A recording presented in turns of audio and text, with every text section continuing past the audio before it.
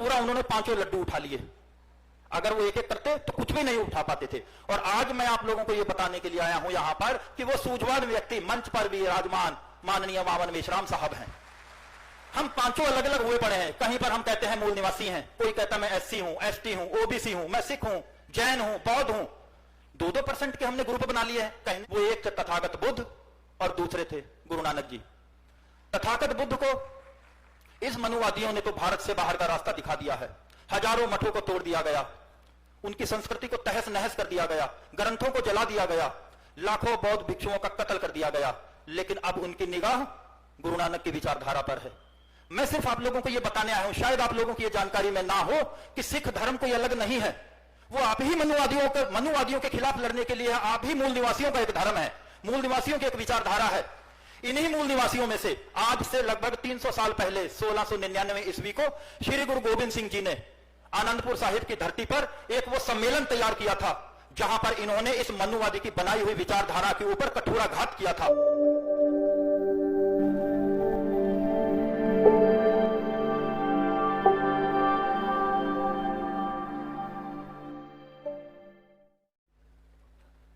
धन्यवाद मंच संचालक, सम्मानित मंच, अति सम्मानित सदन, मूल निवासी भाइयों और बहनों, आप सभी को वाहेगुरु जी का खालसा, वाहेगुरु जी की फतेह, जय मूल निवासी। आज यहां पर मुझे बोलने का अवसर मिला है, इसके लिए इस मंच का और आप सभी का बहुत बहुत धन्यवाद। समय को ध्यान में रखते हुए मैं थोड़ी बातें जरूर कहूंगा, लेकिन यह भी उम्मीद करूंगा कि आप मुझे दिल से सुनेंगे। जो मुझे विषय दिया गया है, थोड़ा सा मैं उस विषय से हटकर अपनी बात रखना चाहता हूं। जब मैं यहां पर आया, मैंने देखा कि यहां पर बहुत दर्द लेकर सभी लोग आए हुए हैं, लेकिन मैं भी एक दर्द लेकर आया हूं यहां से कम 1500 किलोमीटर की दूरी से। और आज यहां पर मंच पर उपस्थित माननीय मेश्राम साहब से मैं कहना चाहूंगा कि हमारा दर्द भी आप अपने यहां शामिल करें और उसे भी मंच पर उठाया करें। वो दर्द ये है कि सिख हिंदू नहीं है, क्योंकि मनुवादियों के द्वारा हमेशा यह बात प्रचारित की जाती है, बहरूपीय और नकली सिख बनाकर अंदर पेश करके यह प्रचारित किया जाता है कि हम हिंदू धर्म का एक हिस्सा है। लेकिन आज मैं अपनी यह सच्चाई आपको बताने यहां पर आया हूं कि सिख हिंदू का ना तो कभी हिस्सा था, ना है, और ना इस रहती दुनिया तक कभी हो सकता है। आपने देखा होगा कि 1984 के अंदर, जिस समय 1984 सिखों के साथ जो नस्लकुशी हुई, घरों से निकालकर सिखों के गले में जलते हुए टायर डाले गए, क्या इससे प्रमाणित होता है कि सिख कभी हिंदू थे? नई दिल्ली के अंदर एक कॉलोनी है जिसका नाम है तिलक नगर। तिलक नगर के अंदर एक छोटा सा मोहल्ला है, उस मोहल्ले के अंदर लगभग 90% सिखों की आबादी है। आप भरोसा नहीं करेंगे कि उस कॉलोनी के अंदर जितने भी पुरुष थे उस समय के, उन सभी को मार दिया। किन्होंने? इन्हीं मनुवादियों ने, जो चीख चीख कर कह रहे थे कि सिख हिंदुओं का एक हिस्सा है। लेकिन हम अपना दर्द कैसे बयान करें? हमारे पास वो प्लेटफार्म नहीं, लेकिन 1500 किलोमीटर दूरी पर आकर मुझे पता चला कि नहीं, एक प्लेटफार्म है जहां पर हम अपनी बात रख सकते हैं। तो आज मैं अपनी बात रखने के लिए यहां पर आया हूं और आप लोगों को यह बताना चाहता हूं कि वहां पर बहशी दरिंदों ने क्या किया। 1984 के अंदर बहनों को, माताओं को उनके कपड़े उतार उतार कर, उनको निर्वस्त्र कर कर भाइयों के सामने बहनों को नंगा किया गया, और तब तक उनके जिस्म को वो नोचते रहे बहशी दरिंदे, जब तक उन बहनों ने अपनी जान नहीं दे दी। क्या आप ये कह सकते हैं कि एक हिंदू भाई अपनी बहन के साथ ऐसा कर सकता है? यदि ऐसा कर सकता है तो हमें लानत है ऐसे धर्म पर, हमें कहते हुए कि हम हिंदू का एक हिस्सा हो सकते हैं। तो इसलिए हम शर्मिंदगी से नहीं जीना चाहते, हम शान से जीना चाहते हैं, चाहे उसमें हमारी शहादत क्यों ना हो। क्योंकि गुलामी की जिंदगी 100 साल जीने से बेहतर है कि हम 4 दिन की शान से जिंदगी जी लो, जिसके बाद, क्योंकि जिंदगी अगर शान से जिएंगे तो शहादत निश्चित है। आज मुर्दा कुछ लाशें घूम रही हैं जो आज सिखों के प्लेटफार्म पर सिखों को जबरदस्ती हिंदू बनाने का प्रयास किया जा रहा है। अभी लगभग मेरे ख्याल से शायद 22 जनवरी को राम मंदिर का उद्घाटन है, वहां पर नकली सिखों को कैसे प्रचारित किया जा रहा है। यह कहा जा रहा है कि वहां पर निहंग सिख आएंगे और वो राम मंदिर के अंदर लंगर लगाएंगे। ठीक है, अच्छी बात है, लंगर लगाना कोई बुरी बात नहीं, लेकिन ये मैंने जिंदगी के अंदर पहली बार देखा है कि जो व्यक्ति लंगर लगा रहा है वो प्रेस कॉन्फ्रेंस कर रहा है। जो व्यक्ति लंगर लगा रहा है वो व्यक्ति कह रहा है कि ईसाई बाहर से आया है, मुसलमान बाहर से आया हुआ है। लेकिन इन बेहुदे और मनुवादियों लोगों को यह पता नहीं है कि लंगर लगाने वाला व्यक्ति कभी किसी की जात नहीं पूछता, कभी किसी की बिरादरी नहीं पूछता, क्योंकि मनुवादियों की जो सिखों के साथ लड़ाई रही है वो आज की नहीं है।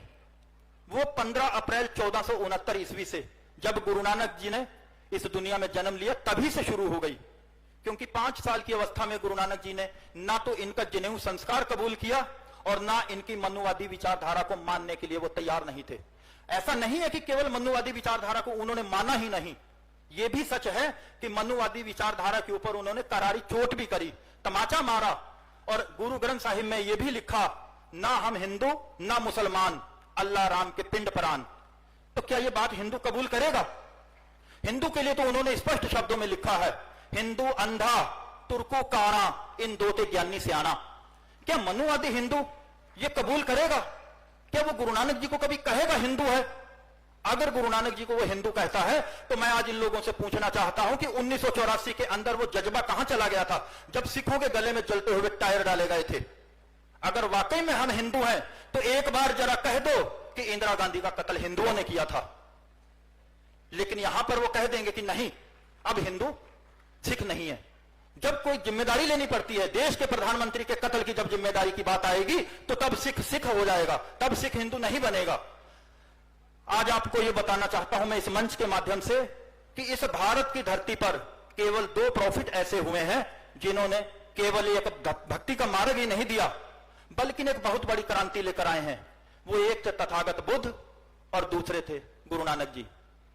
तथागत बुद्ध को इस मनुवादियों ने तो भारत से बाहर का रास्ता दिखा दिया है। हजारों मठों को तोड़ दिया गया, उनकी संस्कृति को तहस नहस कर दिया गया, ग्रंथों को जला दिया गया, लाखों बौद्ध भिक्षुओं का कत्ल कर दिया गया। लेकिन अब उनकी निगाह गुरु नानक की विचारधारा पर है। मैं सिर्फ आप लोगों को यह बताने आया हूं, शायद आप लोगों की यह जानकारी में ना हो कि सिख धर्म कोई अलग नहीं है। वो आप ही मनुवादियों के खिलाफ लड़ने के लिए आप ही मूल निवासियों का एक धर्म है, मूल निवासियों की एक विचारधारा है।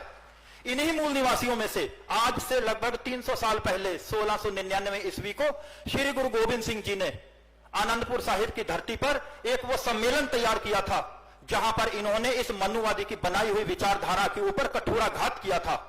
उन्होंने जिन लोगों को ये अनटचेबल कहते हैं, शूद्र कहते हैं, अति शूद्र कहते हैं और नीच कहते हैं, जो छूने के लायक भी नहीं है, गुरु गोविंद सिंह जी ने उन सबको, अनटचेबल लोगों को एक पंगत में इकट्ठा करा और खंडे बाटे की पहल उनको पिलाई। अलग अलग नहीं, सबको मुंह लगाकर पिलाई कि आप लोग आज के बाद अपने आप को अनटचेबल महसूस मत करना, अस्पृश्यता महसूस मत करना। आप लोग अब आज के बाद यहां के मूल निवासी हैं, राजा है यहां पर, अपना हक लेना सीखो। और इसी हक को दिलाने के लिए उन्होंने हमारे हाथों में शस्त्र दिए। और आपको याद है, इन शस्त्रों को संवैधानिक हक बाबा साहब अंबेडकर ने दिया।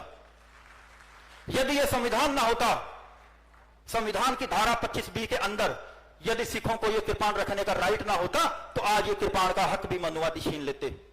आज मैं इस मंच के माध्यम से इस मंच को एक अपनी दर्द भरी दास्तान और कहूंगा कि हमारे यहां भी कुछ 3% मनुवादी अंदर घुसे हुए हैं जो सिखों को हिंदू साबित करने के लिए लगे हुए हैं। किसी भी मंच पर यह साबित नहीं करते कि सिख हिंदुओं का हिस्सा नहीं है। तो मैं माननीय वामन मेश्राम साहब से यह रिक्वेस्ट करूंगा कि आप मंच पर यह आवाज उठाया करो कि सिख हिंदुओं का हिस्सा नहीं है।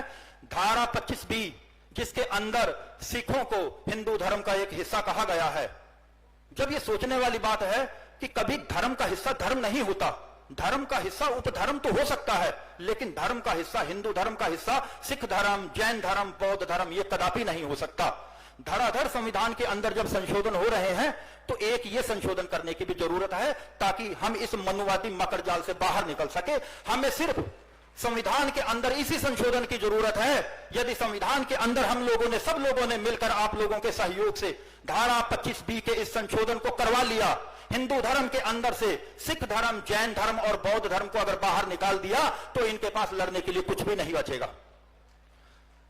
जब इनके पास कुछ बचेगा ही नहीं तो ये सत्ता पर काबिज कैसे होंगे? लेकिन ये भी एक बहुत बड़ा प्रश्न है कि ये सत्ता पर आज हमारे वोट से नहीं आ रहे, ये सत्ता पर ईवीएम के माध्यम से आ रहे हैं। जब तक ईवीएम रहेगा, क्योंकि ईवीएम के अंदर ही इनकी जान है। और ईवीएम को कैसे हटाया जा सकता है, ये माननीय वामन मेश्राम साहब ने हमें बहुत अच्छे तरीके से बताया है कि ईवीएम को हटाने के लिए हमें सबको संगठित होना पड़ेगा। और हमारे अंदर जो मनुवादी लोग हैं, यहां पर मुझे पर्ची मिल चुकी है, लेकिन मैं थोड़ा सा अनुरोध करूंगा कि इतनी दूर से अपने दर्द आप लोगों को बताने के लिए आया हूं, मुझे 2 मिनट और दिए जाएं। आप लोगों से क्षमा चाहता हूं। हमारे अंदर बहरूपीय हैं, जो मनुवादी, जो सिख वेश में, या हमारे मनुवादियों, जो मनुवादी हैं, जो मूल निवासियों के अंदर आए हुए, वो उनकी पहचान नहीं हम कर पा रहे हैं। उनकी पहचान करनी बहुत जरूरी है। एक छोटा सा आपको उदाहरण देता हूं। कोई एक व्यक्ति था, वो कबूतर को पकड़ा करता था, तो उसने एक टोकरी में कुछ कबूतर रखे, 15-20 कबूतर, और एक छोटी टोकरी में एक कबूतर था। बाजार के अंदर वो सड़क के किनारे बैठ गया कि 5 रुपए का कबूतर, 5 रुपए का कबूतर। एक व्यक्ति लेने के लिए आया कि ये 5 रुपए का कबूतर है, और जो छोटी टोकरी में है वो कितने का है। उसने कहा नहीं, ये बिक्री के लिए नहीं है। फिर उसने जिद करी, नहीं मुझे यही छोटी टोकरी वाला कबूतर चाहिए। बोला नहीं, इसकी कीमत बहुत ज्यादा है, आप दे नहीं पाएंगे। उसने जिद करी कि कीमत ज्यादा है तो कुछ खासियत भी बताओ। तो उन्होंने कहा कि इसकी खासियत यह है, जब मैं कबूतरों को पकड़ता हूं तो ये गुटर गूं करता है, और सारे कबूतर आ जाते हैं और मैं पकड़ लेता हूं और आज बाजार में इनको बेच देता हूं। उस शख्स ने कहा कि इस कबूतर की हमें कीमत बताओ। उन्होंने कहा ये 5 रुपए का नहीं, 500 का है।